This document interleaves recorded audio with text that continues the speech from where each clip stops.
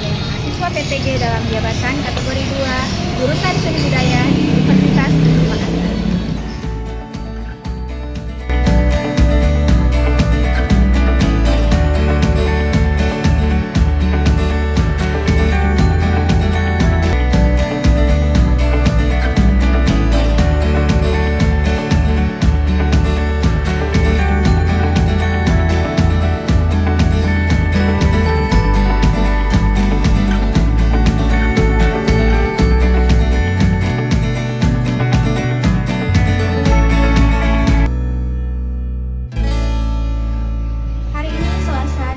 Desember tahun 2022, saya akan melaksanakan praktik mengajar dalam rangka uji kinerja PPG dalam jabatan kategori 2 di unit kerja saya SMP Negeri 2 Seminasa, Kabupaten Goa, Provinsi Sulawesi Selatan.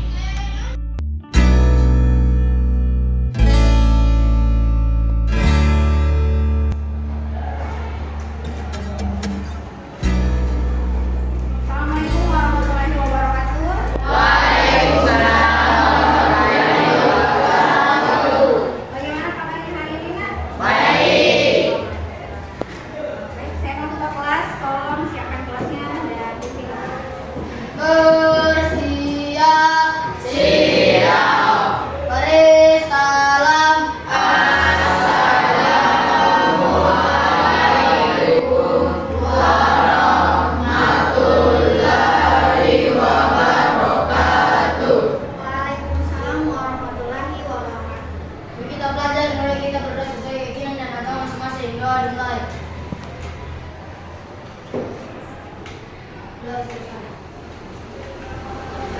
Biasanya sebelum kita masuk ke materi pembelajaran, itu mau kita nyanyikan nama buah internasional. Untuk itu, saya mohon kesediaannya untuk berdiri di tempatnya masing-masing.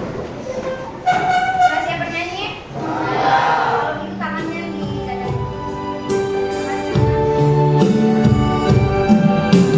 Satu nusa, satu bangsa.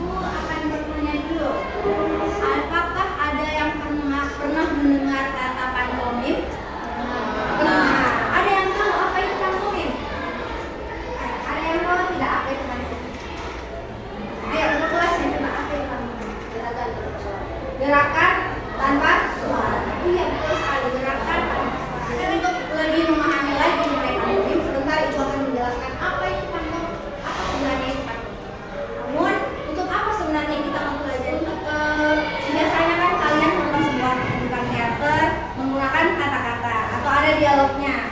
Nah, pantomim itu berbeda. Dia hanya gerakan saja dengan ekspresi dari jalan supaya kita mengetahui. Ternyata jenis teater itu ada banyak. Ada jenis teater yang memiliki dialog atau menggunakan dialog, ada juga yang tanpa dialog seperti kantor.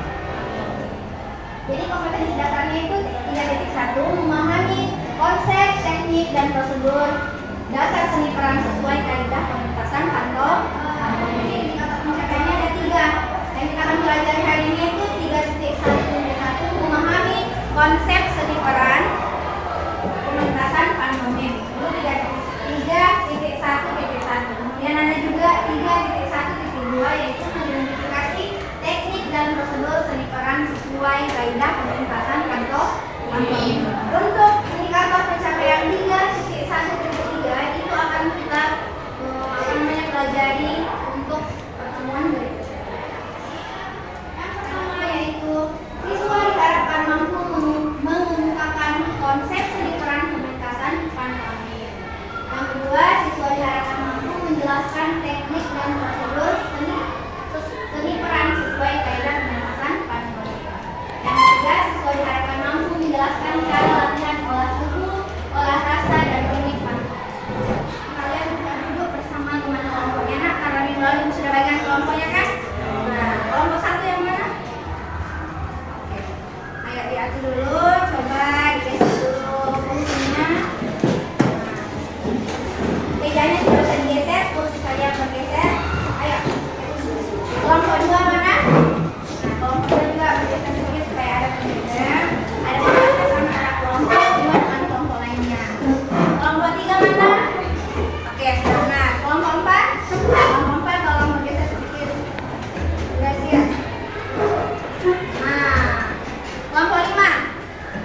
Kelompok 5. Oke, sudah aman. Semuanya sudah bisa bersama teman kelompoknya kan? Ya.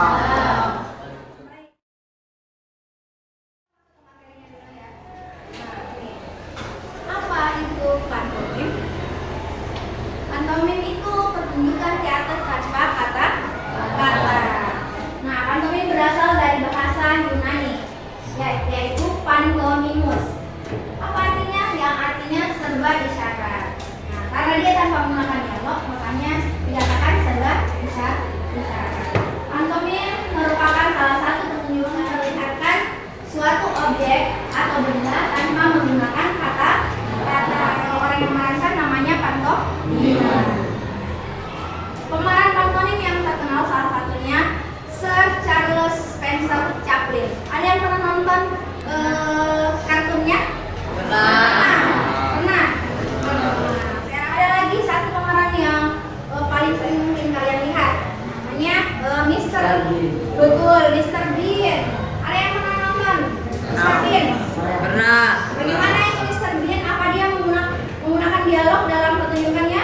Tidak. Tidak. Kalau Chaplin menggunakan dialog? Tidak. Tidak. Betul sekali. Itulah. Ini aku akan tunjukkan fotonya dulu supaya ada bayangan. Inilah fotonya Charles Chaplin. Kira-kira apa yang unik dari fotonya ini Charles Chaplin? Apanya?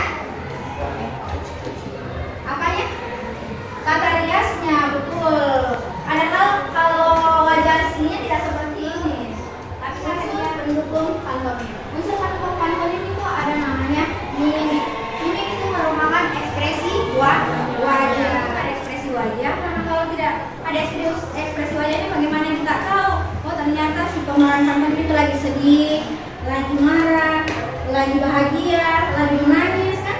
Kalau ekspresi wajahnya datang, mana kita tahu dia bahagia, dia sedang marah. Nah, makanya unsur pendukung pantomim yang pertama itu ada namanya mimik atau ekspresi wajah. Yang kedua ada namanya gerak. Gerak dalam pantomim digunakan untuk menciptakan sesuatu yang tidak ada menjadi ada. Apa maksudnya? Yang terakhir, unsur pendukung pantomim ada namanya musik. Untuk apa musik? Musik digunakan untuk mendukung suasana agar penonton larut dalam situasi pertunjukan. Jadi lebih bagus lagi kalau ada musiknya supaya bisa membangun suasana pertunjukan pantomim.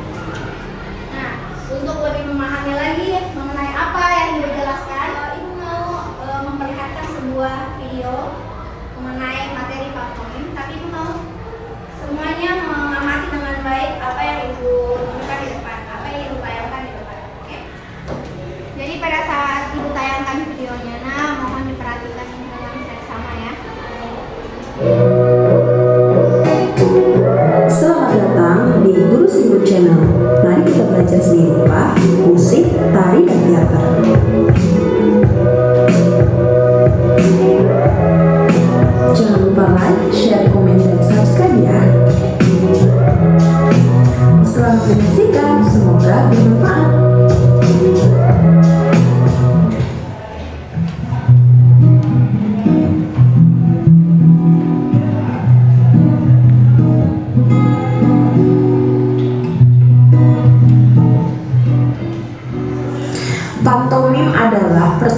teater tanpa kata-kata yang dimainkan dengan gerak dan ekspresi wajah, biasanya diiringi musik.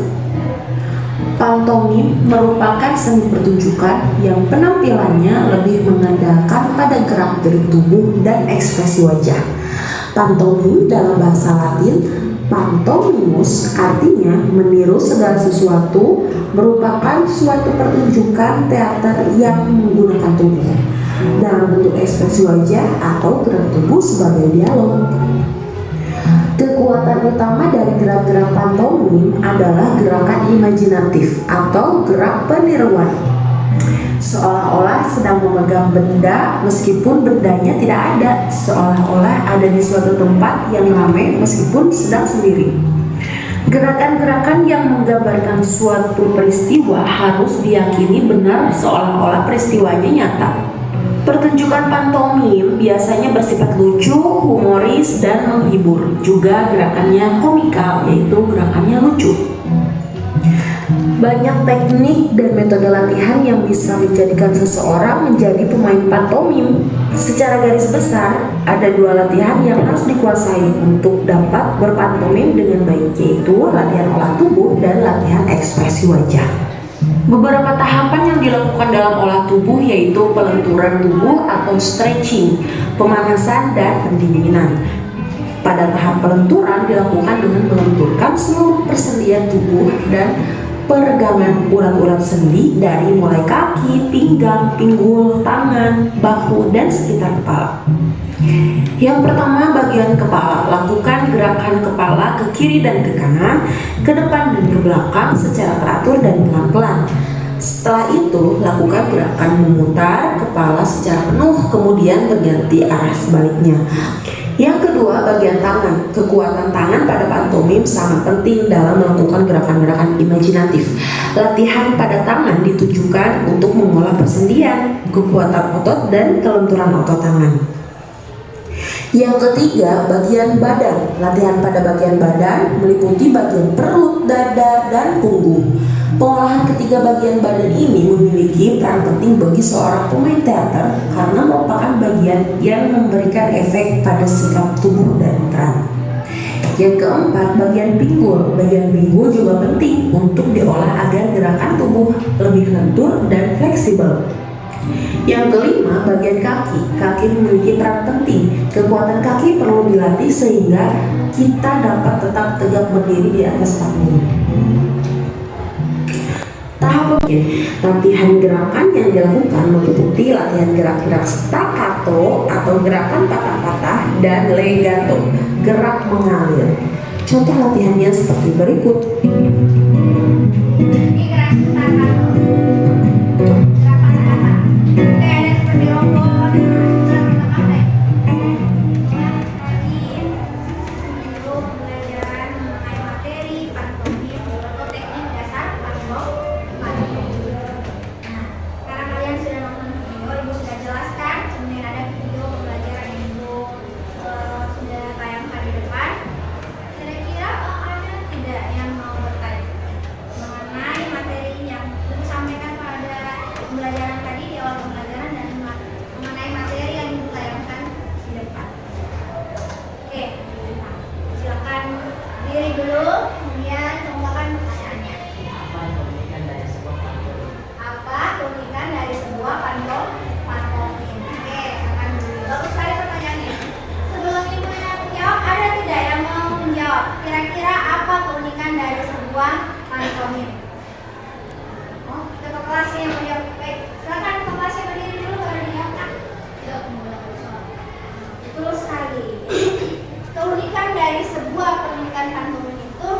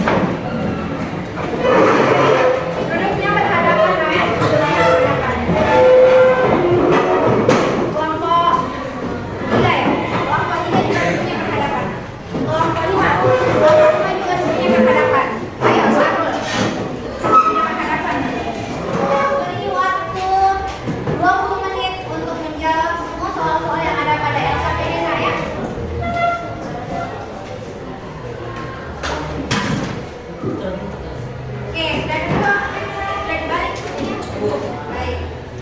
Sementara yang menggerakkan gerakan dasar pantomim tidak semuanya ya, boleh perwakilan kelompoknya saja 2 orang. Oke? Jadi yang presentasi ke depan 2 orang saja.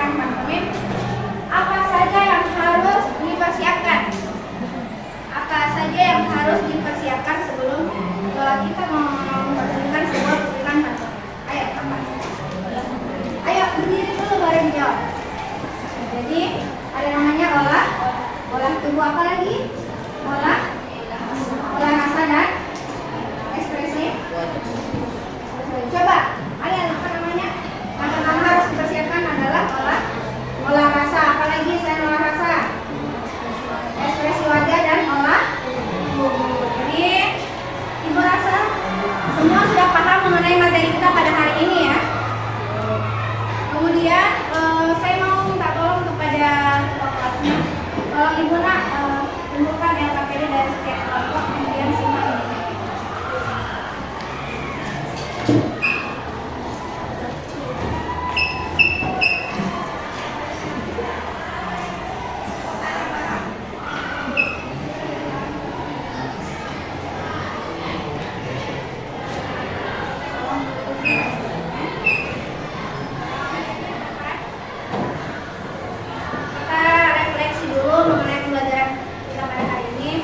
Kira-kira ada yang bisa menyebutkan tidak kekurangan dan kelebihan dari kegiatan pembelajaran kita atau rangkaian pembelajaran kita pada hari ini?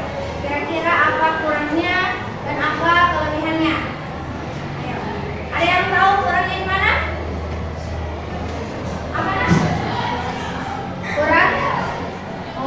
Kurang ekspresi mengekspresikan wajahnya pada saat pertunjukan pantomim. Itu yang pertama. Ada lagi apa? Gerakannya.